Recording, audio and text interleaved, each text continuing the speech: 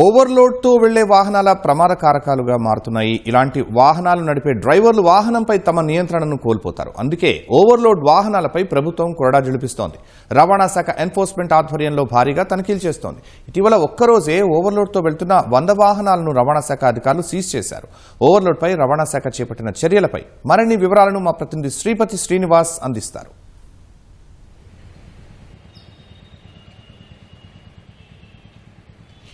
Overload వాహనాలు ప్రమాదాలకు కారకాలుగా మారుతున్నాయి. ఎందుకంటే రవాణా శాఖ ప్రకారం నియమాల ప్రకారం ఒక వాహనాన్ని తయారు చేసేటప్పుడు దానిలో ఎంత పరిమితిలో ప్రయాణికులను ఎక్కించుకొని వెళ్ళాలి, ఎంత పరిమితిలో సరుకు రవాణా చేయాలనేది ముందే నిర్దేశం అవుతాయి.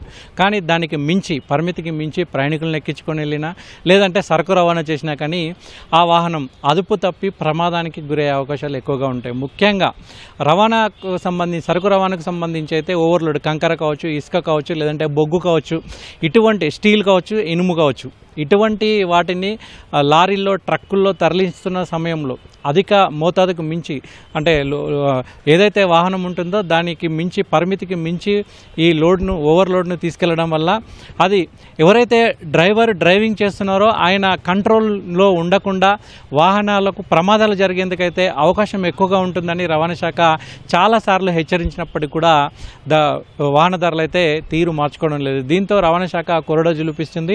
2 రోజుల క్రితము ఈ రాష్ట్ర వ్యాప్తంగా కూడా విజిలెన్స్ అండ్ ఎన్ఫోర్స్మెంట్ ఆధ్వర్యంలో రాష్ట్ర వ్యాప్తంగా ఉన్నటువంటి డిప్యూటీ ట్రాన్స్పోర్ట్ కమిషనర్లు కావచ్చు, అదేవిధంగా ఆర్టీఓలు, ఎంవీఐలు, ఎంవీఐలు వీళ్ళందరూ కలిసికట్టుగా 100 వాహనాలని సీజ్ చేశారు. దీనివల్ల రాష్ట్ర ప్రభుత్వం ప్రతి ఏటా రోడ్లు భవనాల శాఖ ఆధ్వర్యంలో కావచ్చు, పంచాయతీరాజ్ శాఖ ఆధ్వర్యంలో కావచ్చు రోడ్లను నిర్మిస్తుంది. ఆ రోడ్లు కూడా డ్యామేజ్ అవుతున్నాయి, ఎప్పుడు పనికి రాకుండా పోతున్నాయి అనేది రవాణా శాఖ తేల్చి చెప్పింది. అదేవిధంగా ఓవర్లోడ్ తోటి వెళ్ళేటువంటి వాహనాల మీద కఠిన చర్యలు ఖచ్చితంగా తీసుకుంటున్నామని చెప్తున్నారు. అంతేవిధంగా రెండవసారి కనుక పట్టుబడితే వెహికల్కు ఉన్నటువంటి పర్మిట్ను రద్దు చేయడంతో పాటు ఎవరైతే వెహికల్ డ్రైవర్ ఉన్నారో డ్రైవర్కు సంబంధించినటువంటి డ్రైవింగ్ లైసెన్స్ కూడా ఖచ్చితంగా రద్దు చేస్తామని రవాణా శాఖ హెచ్చరించింది. ఇటీవలే హనుమకొండ భూపాలపల్లి దగ్గర ఎంవీఐ తనిఖీలు చేపడుతుండగా వెంకన్న అక్కడ తనిఖీలు చేసి ఆ తర్వాత పరిశీలిస్తుండగా ఒక బొగ్గు లోడ్తో వస్తున్నటువంటి లారీ ఢీకొనడం వల్ల అక్కడికక్కడ మృతి చెందినటువంటి ఘటన కూడా చోటు చేసుకుంది. దీన్ని రవాణా శాఖ మొత్తం కూడా ఖండించింది.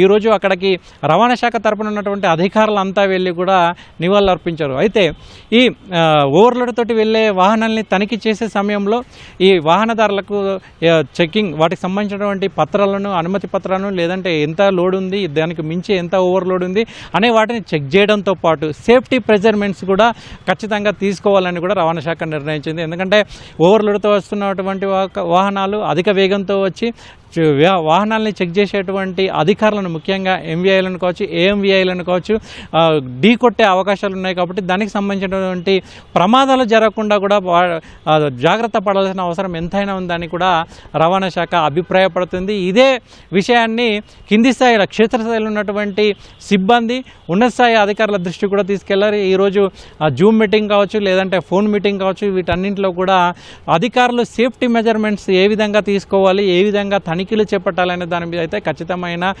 పారామీటర్స్ని నిర్ణయించారు. అదేవిధంగా వాటికి సంబంధించిన నియమాలు, నిబంధనలు అధికారులు క్షేత్రస్థాయి సిబ్బందికి అయితే వాటిని జారీ చేశారు. అంతేకాదు ఇకపై కూడా ఓవర్లోడ్ తోటి వెళ్ళేటువంటి వాహనాలు, ముఖ్యంగా ఓవర్లోడ్ అంటే కేవలం సరుకు రవాణా మాత్రమే కాదు, ప్రజా రవాణాలో ఉన్నటువంటి బస్సులు కావచ్చు, ప్రైవేటు బస్సులు కావచ్చు, లేదంటే ఆటోలు కావచ్చు, లేదంటే మ్యాక్సీ క్యాబ్లు కావచ్చు, వీటిని కూడా పరిమితికి మించి తీసుకెళ్తున్నారు. ముఖ్యంగా విద్యార్థులను, బడి పిల్లల్ని తరలించేటువంటి ఆటోల్లో కూడా పరిమితికి మించి తీసుకెళ్తున్నటువంటి దృశ్యాలు కూడా ఇటీవలే రవాణా శాఖ అధికారుల దృష్టికి కనపడ్డాయి. వాటిని కూడా ప్రతిరోజు ఉదయం పాఠశాలల వేళ విద్యా సంస్థలు ప్రారంభం సమయంలో లేదంటే ముగించే సమయంలో ఖచ్చితంగా తనిఖీలు చేయాలని కూడా రవాణా శాఖ నిర్ణయించింది. అదేవిధంగా విద్యార్థులకు ఎటువంటి ఇబ్బందులు కలగకుండా ముఖ్యంగా ఓవర్లోడ్ తోటి వెళ్ళేటువంటి వాహనదారులకు, డ్రైవర్లకు ముఖ్యంగా కౌన్సిలింగ్ ఇవ్వడంతో పాటు వెళ్ళడం వల్ల ఎటువంటి ప్రమాదాలు జరుగుతాయి, ఎటువంటి నష్టాలు జరుగుతాయి, ప్రాణాలకే ముప్పు జరుగుతుందని వాళ్ళకి వివరించే ప్రయత్నం చేస్తామని కూడా అధికారులు అంటున్నారు. అదేవిధంగా